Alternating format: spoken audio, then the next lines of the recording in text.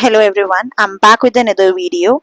This is in continuation with the topic when goodwill of a new partner is brought in kind. That means a new partner is bringing his or her share of goodwill, but that is brought in kind, not in form of cash. You can watch the previous video of this topic and you can correlate that how in case when a partner is bringing his or her capital in kind, the treatment is done.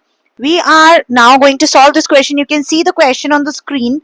This question is based on when the goodwill is brought in kind by the new partner. X and Y are partners in a firm sharing profit and losses in the ratio 3:2. They admitted Z as a new partner for 3 by 13th share, and new PSR is given. Z's contribution is given. And whenever a new ratio and old ratio is given, I always ask you to make a working note. So you will make a working note. Old ratio X is to Y is 3:2, and Z is admitted for 3 by 13th share of profit. But they have given us new ratio also, which is 5:5:3, and Z has brought in so many assets in for towards his goodwill. So for that, if it is very important first of all to calculate sacrificing ratio, and we know that how we calculate sacrificing ratio. We calculate sacrificing ratio by subtracting old ratio from new ratio. So sacrificing ratio is old ratio minus new ratio, and if I find out X sacrifice, so it is equals to old share divided by new share. It will come out to be 14 by 65. And if I talk about Y sacrifice, it is equals to 2 by 5 minus 5 by 13, which is going to be equal to 1 by 65. And I think I can find out Z's new share also. But this is a sacrifice which is done by X and Y. That means the sacrificing ratio between X and Y is 14:1. 14:1 है इनकी ratio. अब देखो बेटा, ये अपने साथ assets लेकर आया है. अब अगर पार्टनर अपने पास एसेट्स लेकर आता है तो सबसे पहले हमारी एंट्री हो जाती है stock account debit,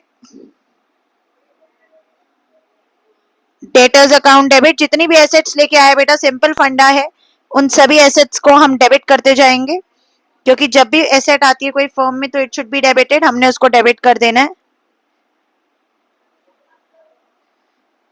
2 lakh. Plant and machinery account debit 1,20,000.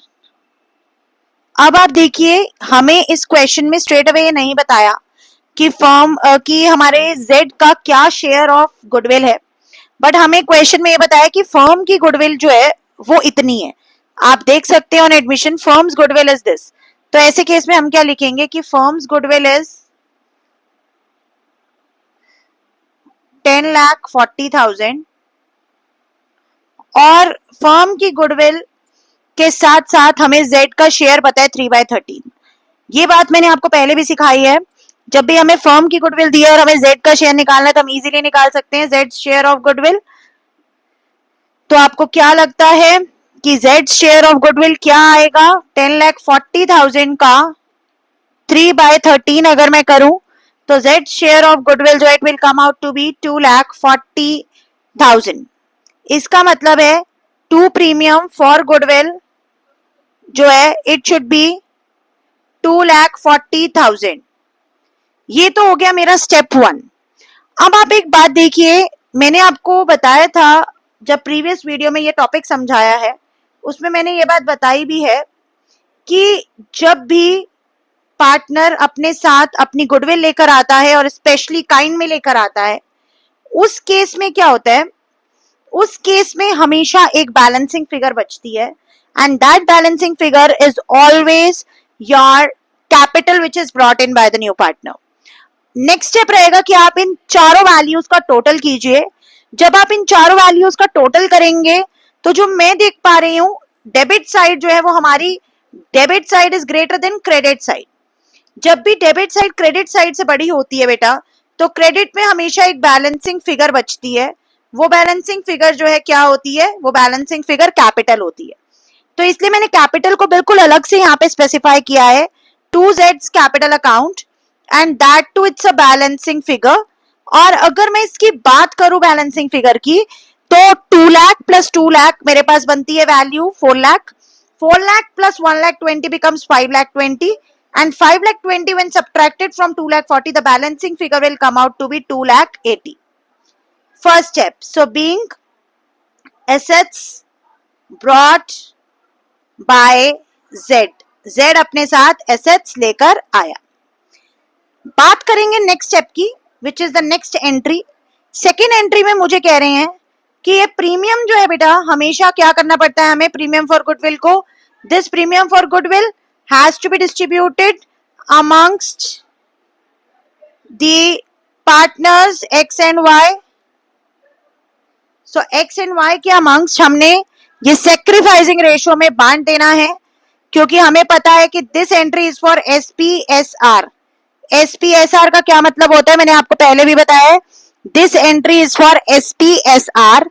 SPSR means कि sacrificing partners premium for goodwill जो है वो सेक्रीफाइसिंग रेशियो में ले जाएंगे। और प्रीमियम फॉर गुडविल की वैल्यू यहाँ पे कितनी है बेटा, प्रीमियम फॉर गुडविल की वैल्यू यहाँ पे 2,40,000। 2,40,000 को जब ये दोनों अपनी सेक्रीफाइसिंग रेशियो में लेके जाएंगे, तो आप ध्यान से देख सकते हैं कि सेक्रीफाइसिंग रेशियो मुझे क्या दी है, 14:1।